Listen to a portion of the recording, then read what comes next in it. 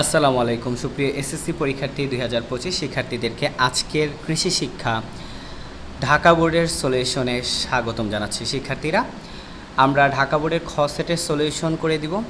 বিভিন্ন জায়গায় আমরা সলভ দেখছি, ভুল, অনেক কনফিউশন। সো আমরা একদম নির্ভুল সমাধান নিয়ে তোমাদের সামনে হাজির হয়েছি। তাই ভিডিওটা তোমরা তোমাদের বন্ধুদের সাথে শেয়ার করতে পারো, বিভিন্ন হোয়াটসঅ্যাপ গ্রুপ থেকে শুরু করে সব কিছুতে। এটা আমি তোমাদেরকে বলে দিচ্ছি, ইনশাল্লাহ এখানে শতভাগ নির্ভুল সমাধান রয়েছে। তো ঢাকা বোর্ডের আমরা বলছি খ সেট। আর যারা যারা ব্যবসা শিক্ষা এবং মানবিকের আছো, তারা আজকের এই ভিডিওটির মাধ্যমে যদি রানার্স টিচিং হোম প্রথমবার দেখে থাকো, তাহলে অবশ্যই চ্যানেলটিকে সাবস্ক্রাইব করে পাশে থাকা বেল আইকনটি বাজিয়ে দাও, কারণ আগামী ব্যবসা শিক্ষা এবং মানবিকের গ্রুপ বেসিস সাবজেক্টগুলোর সাজেশন এবং সলিউশন কিন্তু এখানেই পাবে। সো ঢোল তৈরি করা হয়, দেখো বাঁশ দিয়ে করা হয়, বেত দিয়ে করা হয়, কাঠ দিয়ে করা হয়। বেত আর কাঠ দিয়ে করা হয়, 2 ও 3। বাঁশ দিয়ে ঢোল তৈরি করা হয় না।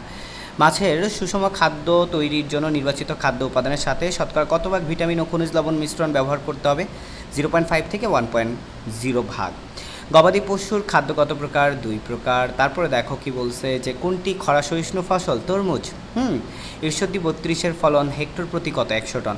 বায়ুমণ্ডলে গ্রিন হাউস গ্যাসের পরিমাণ বৃদ্ধির কারণ কি বলতো? আর্দ্রতা, বৃক্ষরোপণ, পরিমিত বৃষ্টিপাত, না যান্ত্রিক সভ্যতা। এই যান্ত্রিক সভ্যতা সব ধ্বংস করে দিচ্ছে। এরপরে খেয়াল করো, চিত্র দেখতেই পাচ্ছ। চিত্রে প্রদর্শিত গাছটি কী রোগে আক্রান্ত? আহারে ভাই, গাছটি তো দেখতেই পাচ্ছ যে পাতার ভিতরে বিভিন্ন গুটি গুটি গুটি গুটি, আর এইটা হচ্ছে পানামা রোগে আক্রান্ত, ঠিক আছে, ব্লাস্ট না। এরপর খেয়াল করো, কোনটি সরিষার জাত?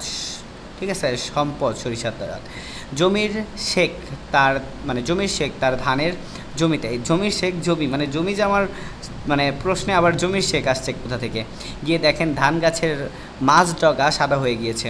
সো এই অবস্থায় তিনি কৃষি কর্মকর্তার পরামর্শ যথাযথ ব্যবস্থা গ্রহণ করেন। এটা হচ্ছে ভ্যাপনা। তারপরে দেখো, উদ্দীপকে উল্লিখিত ধান গাছে উদ্ভূত লক্ষণের কারণ কোনটি? এটা হচ্ছে মাজরা পোকা। তারপরে দেখো, নিচের কোনটি উত্তম লবণাক্ত সহিষ্ণু ফসল? খেজুর। তারপর হচ্ছে মাছের পাখনা ও লেজ পচা রোগের নাম কি? পরজীবী। ঠিক আছে। এরপরে দেখো, লোনা পানির বন। তারপর হচ্ছে সবশেষ বন্যায়ন হচ্ছে 1996 সাল। 15 নম্বর অ্যান্সার হবে 1 ও 3। 16 নম্বর অ্যান্সার হবে ক। 17 নম্বর অ্যান্সার হবে খ। 18 নম্বর অ্যান্সার হবে ঘ 1 2 3। 19-এর অ্যান্সার হবে ঘ 1 2 3।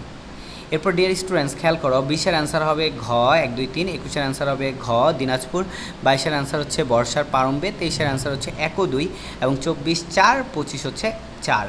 4 বলতে আর কি, ওইটা খ আর এটা হচ্ছে ঘ 1 2 3। সো আশা করি ঢাকা বোর্ডের এমসিকিউগুলো তোমরা বুঝতে পেরেছো। বন্ধুদের সাথে শেয়ার করো, বিভিন্ন গ্রুপে শেয়ার করো। এটা ছাড়া আসলে অন্য যা দেখছো ম্যাক্সিমাম ক্ষেত্রেই ভুল আমি দেখতে পাচ্ছি। সো নেক্সট কার কোন বোর্ড লাগবে একটু জানাও, আমরা দেওয়ার চেষ্টা করছি। আসসালামু আলাইকুম।